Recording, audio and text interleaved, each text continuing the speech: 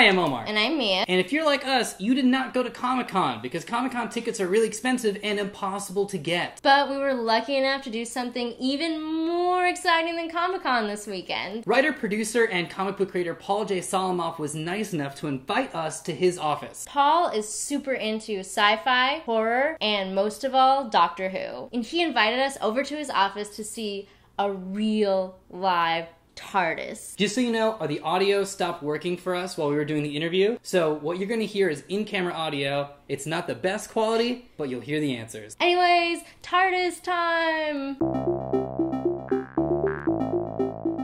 Alright, we're here with Paul, and we're inside the TARDIS, or so it appears. Very awesome.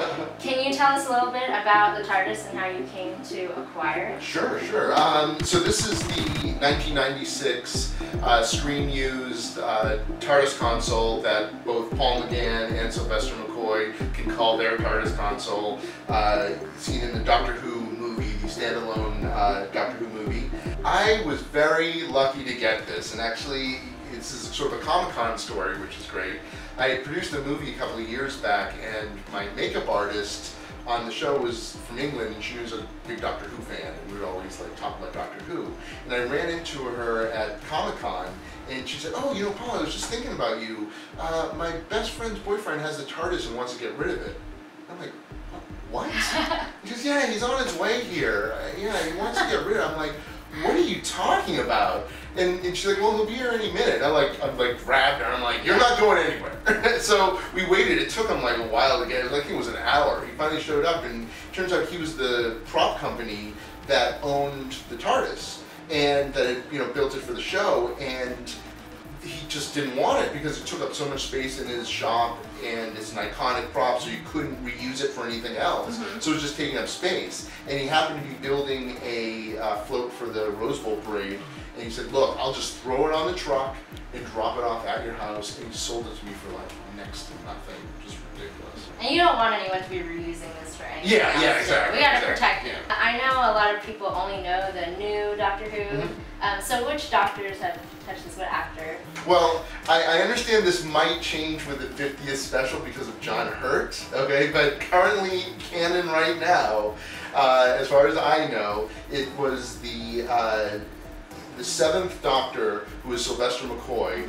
When the show was put on hiatus in '89, Sylvester McCoy came back to reprise his role for the '96 movie, and then in that story he regenerates into Paul McGann, who is the 8th Doctor. Now, McGann has only played the Doctor on screen, as far as I know. We'll see in the 50th, in the Doctor Who movie. But his Doctor has actually appeared in more stories because of the audio adventures he does, and like book adventures and so forth, which kept this, kept Doctor Who alive, until it was rebooted or brought back with Chris Eccleston. Yeah, I know this has some features. The lights are going on, and it makes some noises. Yep. Should we do like a little Sure, demonstration absolutely. of some of the coolest things? Yeah, why don't we start with this? How about I'm going to give you this. Okay. This is our sonic screwdriver, and why don't you show what that does? The clock here, this controls the clock going forward and backwards in time, of course, because it needs to go forward and backwards. The main rotor, and this is one of the cool things, here's the brake for the TARDIS, so when we need to emergency stop, let's pull that down. Here is opening the, can we get that? That is opening the screen. Oh, right. Obviously you have here. That's a little random noise. That's a warning. The TARDIS is dying.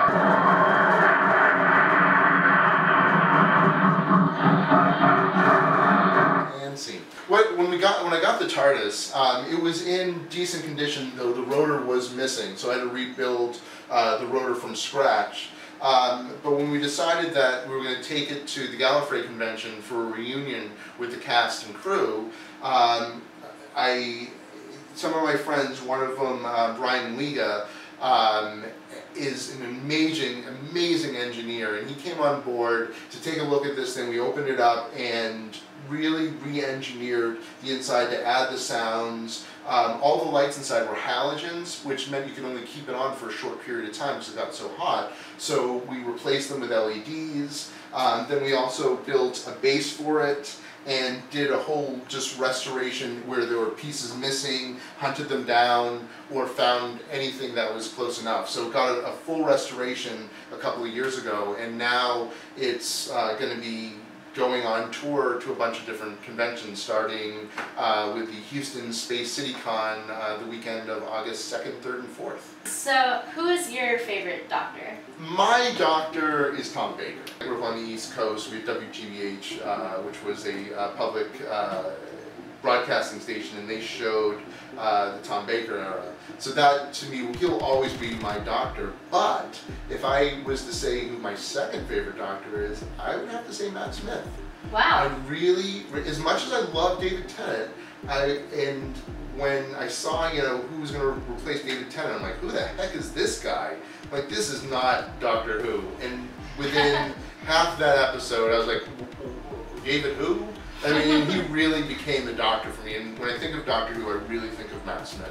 I really just love what he does with the character, and I think Stephen Moffat really has done an amazing thing with the show. And it's really, to me, starting to feel like the Hinchcliffe years, which were my favorite years of the Tom Baker era. So as soon as you get this functional and working, what's the first place you're going to travel in space and time, do you think? That's good. Let's see. Well, I mean, we've got some options here. We can go to Gallifrey or Calufrax or Argolis or Sarn. I don't know. It's like forward or backward in time. Yeah. I don't know. It's a good question. I've never been asked that before. Who would be your companion then? How about that?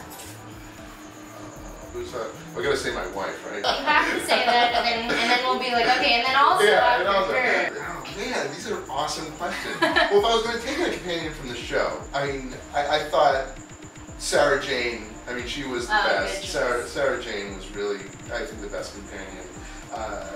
And though I'm really liking Jenna Louise Coleman. I mean, I really think that she's a terrific companion. But if I was going to choose someone from real life, I'm a big Kurt Vonnegut fan, and I think he would be an interesting person. You go and swoop up Kurt Vonnegut? Kurt Vonnegut, you know what I mean? Swoop Kurt Vonnegut, and maybe, I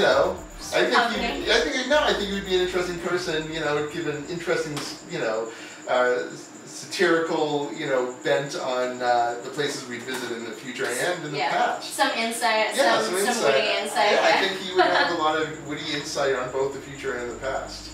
Well, thank you so much. No, thank you. This hand, shake your hand.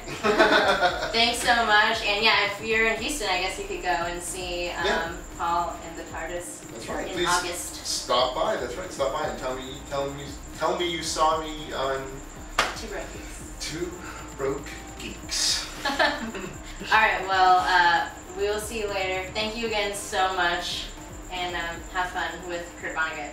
I will. My pleasure.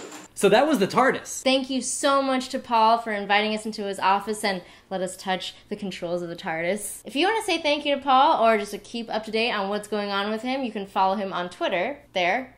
And if you happen to be in Houston, Texas between August 2nd and 4th, you can actually check out this TARDIS console at Space City Con. And Sylvester McCoy will be there. Yeah. So you'll actually see the Doctor who used that TARDIS console with a TARDIS console. Paul also has some graphic novels out right now that he wrote called Discord and Tales of Discord, which is about a group of superheroes that crash land and they have to get all pieced back together. It's so crazy, but it's very cool. We highly recommend that you check those out and support Paul. And the foreword's by Mark Waid. Yeah, so you know it's good. Paul also wrote a book called On the Set, and if you plan on doing anything involved in film, this is the book to go to. It tells you what everyone does in a film set, what to say, and more importantly, what not to say on a film set. And on an unrelated thank you so much to you guys for voting for us and putting up with us during our Geek and Sundry vlogging network voting craziness. We said if we were able to hit 4,000 votes, we would do a nerd song, and we did, so we will. We will let you guys know what happens with Geek and Sundry vlogging network. If we make it, if we don't make it, who made it, we'll keep you updated. So this Wednesday, we will have a normal Netflix video. You can also subscribe to our channel so you don't miss any of our videos, or follow us on Facebook, Twitter, and Tumblr. Alright, we'll see you Wednesday. Bye. Toy company. We had been dating, and then we went to that movie, and we we decided to make it official. Once they hired us on the spot, we were like, I guess we are a writing team now.